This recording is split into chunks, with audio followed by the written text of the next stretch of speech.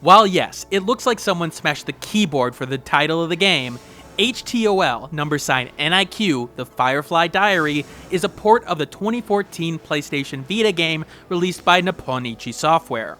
It now makes its way to Steam for the price of $14.99. Will the game find new life on the PC platform? That's what I'm here to find out, but before I begin, this game was obtained from the publisher for the purposes of review. That won't change my opinion of the game in the end, but you should know that because of FTC guidelines, as well as the whole morals thing, you know? Let's start with the story. You are Mion, a young girl who wakes up in an unknown place of darkness and misery. She has no idea how she got there, or where she even is. Luckily, the Firefly Lumen sees her, and decides to try to help her out. So Mion now goes on an adventure, as she makes her way through this dark and dreary world, and tries to make it to the outside, where freedom and hope may await. And beyond that, you're basically given very little information about the situation. No complicated backstory, no real backstory to start you off in fact, just a character and a companion. While the environment and some artwork can tell a story in of itself, you won't be getting a lot else directly about who Mion is and what has happened. Not until the game starts to wrap up. Well, okay, that's not entirely true. You do get one set of clues, the memory system. During gameplay, Mion can come across these memory seeds, which gives clues that she once was part of a loving family. As you collect more of them, you start to put things together and find out that this young girl may have gone through her share of troubles up to this point already. While it does everything through visuals and emotes, these scenes do a good job of alternative storytelling, and it did make finding more memories a priority to see what happens next. Other than that, the storytelling really takes a back seat to the presentation and gameplay. And let's get this out of the way. The strongest element of the Firefly Diary is its visual aesthetic. It's got elements of Paper Mario, it's got elements of artistic point-and-click games, and frankly, Mion stands out along with her Firefly companion. In short, the presentation does its job. The game does a great job in particular with the depiction of the main character Mion, as her facial expressions have an anime-like feel to them. One good example is when she's affected by a poisonous mushroom, because, well, this expression is just hilarious. Is it trope-like? Yeah. Is it still funny? Yeah.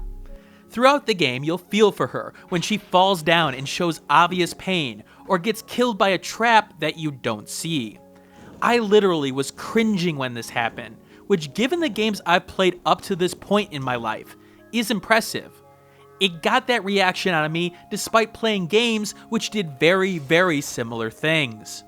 It can pull on heartstrings through the presentation alone, even if it's a moment of hope given through a simple scene of seeing the moon and the outside world. The game does a wonderful job of putting you into the perspective of a father-like figure as you attempt to keep her safe from the horrors around her. In fact, I feel that if you're someone who's in a parent-like role, that this game is going to hit you straight in your feels. So, add an enhancer to the score for that. Music is fitting for the narrative that they are going for, and there's two basic types, the somber set and the upbeat set. Both sets do an accurate job of setting the mood for the game, never feeling out of place, but also never standing out either. Take a listen to both to give you an idea of what you're in for.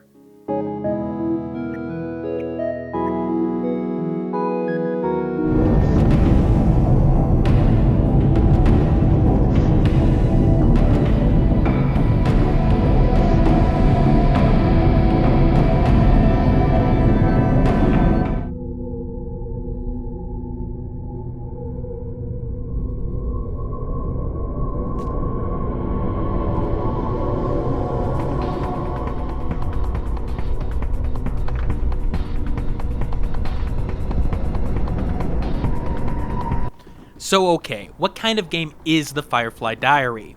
It's got tags as strategy, adventure, puzzle platformer, and anime on Steam. Well, only one of those hit the main genre of the game, and it only gets it half right. Because the Firefly Diary is a puzzle game, pure and simple. Sure, Mion is asked to climb boxes and maneuver through the environment, but platformer invokes games like Mario and Shovel Knight, And frankly, this game is much more a puzzle game than anything else. And let's start with the controls, because it'll set the tone for the gameplay section. This control set has you control little Mion via Lumen, as he directs her with which way to go and what to do. Now, remember this was a Vita game, meaning that in that version, you could move Mion via the touchscreen, although it also had a control set that didn't require it. Here you have the option of using a combination of the mouse and keyboard and a controller. And these two control sets do work a little bit differently from each other. In the case of the mouse, you'll click and drag Lumen to move the green Firefly. This will cause Mion, who listens to his orders, to move towards the place you're dragging to. So if he's to the right of her, she'll move to the right. If he's above her and there's a ladder there, then she'll grab the ladder and start climbing it. You can interact with objects by clicking on them, and clicking on Mion herself will make her stop and crouch, in case you want to manipulate the environment and not have her wander off into certain death. But the game also does give you the option of a controller, but the click and drag is replaced with an automatic move, like you're always dragging. And while yes, the game is playable with this controller variant, it puts you at a disadvantage. Specifically, if you need to move your cursor across the screen, Mion takes a little longer to react. This is because she'll think she'll need to do something different for a brief second, as the cursor moves across her in the vertical direction. In short, go with the mouse controls if you do play this game. Now, you may ask what I played with. I played with the controller. Wait, Dragnix, you just said, yes, I know what I said. The reason was for footage purposes. With the mouse, that cursor appears on screen, and that's not visually appealing. I'm really confused why they didn't hide the cursor and use a Lumen as the mouse cursor himself. Now, you'll see me use a mouse once in a while, but more on that later. The problem that develops with the controls early on is that you'll have to get used to them and its associated quirks. As you are only guiding Mion as opposed to directly controlling her, if the game is unable to determine if you're telling her to go up or to the left, then she may not do what you need her to do. When you need her to stop pushing a box, for example, and go in the other direction, there's a specific sequence that always worked for me, but it wasn't necessarily obvious at first. I had to do an upward arc thing as pictured here to consistently get her to leave the box alone, or she'd start pulling the box with her. You do get used to it after a long period of time, until a new mechanic shows up, and then you're back at square one. Now for the actual gameplay part of things. The game is a puzzle game at its core. Find a way to navigate little Mion through a various amount of hazards trying to kill her.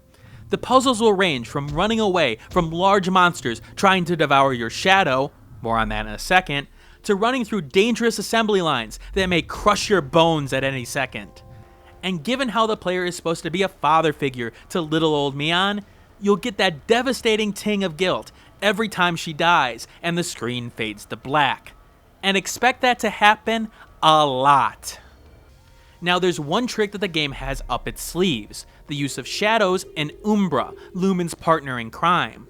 See, you can activate certain switches and traps if you go into the shadow form with the Firefly. Now this form does follow a set of rules. Basically, you have to have a path to the activatable in question via the shadows. Your Firefly shadow can jump from shadow to shadow if it's really close to it or touching it, although it has a certain distance it can go from Mion before it stops reacting. Now in theory, this does open possibilities for some interesting puzzles. Having to connect the dots of where to place Mion or particular objects so that you can hit the needed object via a shadow is actually a fun mechanic. When the game is at its best, it allows for a little bit of timing and action along with it, as you have to figure out on the fly how to get Mion from one place to another, and how the layout of the environment plays to those strengths. In all, the first third of the game does a good job of introducing you to this mechanic, and you'll enjoy them, at least at the start. But sadly, this is where the Firefly Diary starts to fall apart. First, when it comes to good puzzle design, you want the player to be able to figure it out without knowledge of the puzzle beforehand. If the player feels that the puzzle is unfair or required information that he did not have until he failed it, the puzzle will just frustrate him in a bad way. If the player feels like he knows what to do, but the game is actively causing him not to do it, they'll get frustrated more. And let's just say, a good amount of the puzzles in Firefly do just exactly that. Do nothing but frustrate. Let's start with the fact that some of the puzzles are very unforgiving and require absolute precision in order to get through them. And that's absolute precision with a set of controls that are a little bit loose, as I mentioned before. For example, I know that I need to shadow form and activate the platform here in order to get up to the next part. Through trial and error, I know that I have to hover the mouse very closely to Mion, or I won't have the time to change directions fast enough so that I can get her into the next part without hitting the spikes. And yet, I have major problems doing it, even on reattempts. It takes a long while for me to be able to do it consistently, and even then, a seemingly microsecond delay in an action, and I'm repeating the section. Frustration will be the name of the game here, and I'll admit that a couple of times in this review, this video almost became a first impressions. A lot of the puzzles require precise timing, like down to the millisecond timing it seems.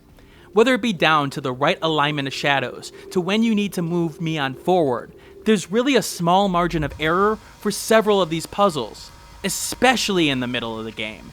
And between some long distances between checkpoints at times, along with the fact that you don't feel accomplished when you overcome these puzzles, just a sense of, thank God it's over, this leads to an experience that makes you want to flip a table. Repeatedly. But surprisingly, the frustration factor turns into an enhancer. Not a dehancer, but an enhancer. You may think I'm crazy.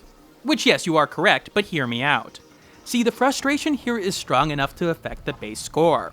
A person of an average or lower frustration tolerance will be affected by this game. So for the generic case, this will affect the main score of the game, and significantly at that. It's only those with high frustration tolerances that will be able to overcome that, and thus outdo that particular score decrease. Remember how I said my review system is flexible? Yeah, this is what I'm talking about. So, add an enhancer if you have a very high frustration tolerance. But there's more problems beyond the lack of precision here. Several of the puzzles unfortunately don't do a good job of informing the player very well of hidden surprises. Let's take for example this boss fight. The object of this fight is to push the dynamite at the metal beast and have him chomp on it, exploding. You go through and do this 3 times, and then he launches a missile. And now we stop. At this point in the fight, this minecart that came crashing down really hasn't gotten used. Sure, it can protect you from debris from the ceiling, but with the active movement you'll need in battle, it's better to move out of the way. However, any player who had tried to use the minecart would see Mion ducking under it for protection. So you see this huge missile and your first natural reaction is to hide under it. Which is correct, you need to do that. But that's not the only thing you need to do, because if you don't do something else, this happens.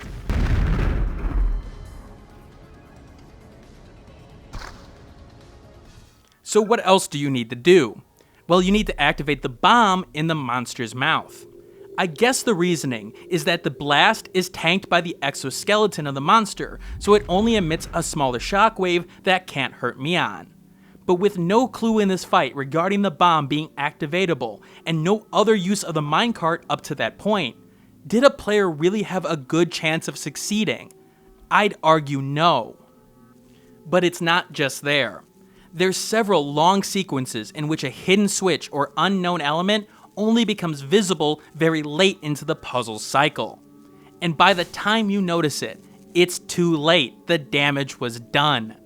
It also doesn't help that several of these times, this came after a longer sequence of events, meaning that you had to do a series of timed puzzles again. If you're wondering why the phrase trial and error has been connected to this game, this is why.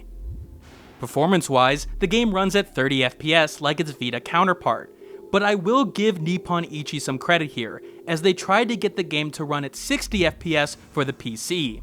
However, the original game wasn't programmed with that in mind. and thus a slight problem developed when the game was unlocked. It ran at twice the speed. Oops. Well, luckily the game doesn't have any frame drops of any sort. The option menu, however, is weirdly implemented. You get resolution options, and there is no bindable keys but different control selections.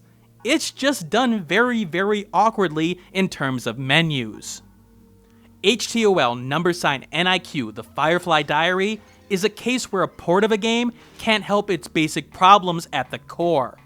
While the game is beautiful, and there are some puzzles that truly do the job here, those are sandwiched between frustrating puzzles that require trial and error, and a lack of precision that you'll never get truly over. Despite the cute and touching story in the background, the game comes up short of a purchase at a 55 out of 100 on my scoring scale, meaning that it's not worth a buy as there are better games out there. Now, like always, I have a set of enhancers. Despite the fact that the main score indicates that the game shouldn't be bought even on sale, my enhancer system may push things into a buyable situation for some gamers out there. In this case, the combination of these two positive enhancers does put it in the niche category buy. Now granted, I definitely didn't fall into this category, but Firefly does have an audience. It's just a very specialized one. Despite all my problems with this game, I do want to see more games like this. The core concept and presentation of the Firefly Diary is great, and the concept did have some really good ideas that it could have worked with. It's just that the execution of those ideas was very sloppy. Hopefully, Nippon Ichi learns from Firefly to improve going forward, as I would love to see more of Mion's world. Just don't have me wanting to throw a controller across the room while doing it. Thanks for watching. Like the video, share it with a friend, and subscribe if you want more content like this. In the description below, you'll find the Steam review accompanying this vid, along with social media that you can follow me on, Twitter, Google+, and Facebook groups. And if you want to support the channel, click that Patreon on the left of the screen. And remember, keep on gaming.